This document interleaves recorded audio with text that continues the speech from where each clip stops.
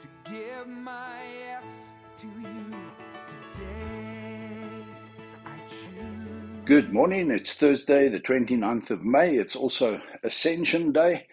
And so if you have your Bibles, turn to Acts chapter 1 from verse 9. Handelinge vers 1, hoofstuk 1 vanaf vers 9. And here's an espresso for this Ascension Day. Awesome cup of coffee. And after he'd said these things, he was lifted up while they were looking on, and a cloud received him out of their sight. You know how awesome that verse is for us, because it means that Jesus, as promised, is now seated on the right-hand side of God the Father, interceding for you and for me. And then verse 10 says, "And as they were gazing intently into the sky while he was going, behold, two men in white clothing stood beside them. They also said, 'Men of Galilee, why do you stand looking into the sky?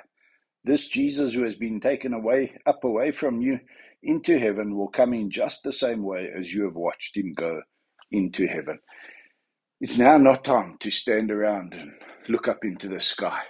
It's now time to get yourself prepared to be filled with the Holy Spirit of God, to wait for God's empowering. And we look forward to Pentecost as a result of that. 50 days after Easter is the blessing of Pentecost for the first time on the church, where the pouring out of the Holy Spirit takes place. But today we stand still for a moment, and we realize our Father who art in heaven, and that is where Jesus Christ is now seated in his position of authority. The work that he was sent to do to redeem us, to open up a possibility for us to be fully sanctified, set apart for God's work, has been done, and he's now seated with his Father in heaven in his rightful place. And that's what we stop and we amaze at this Ascension Day.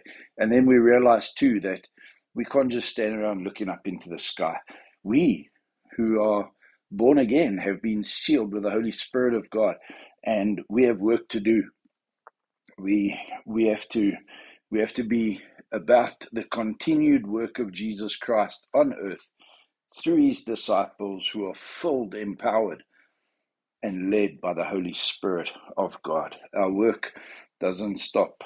It continues every single day. So celebrate this Ascension Day.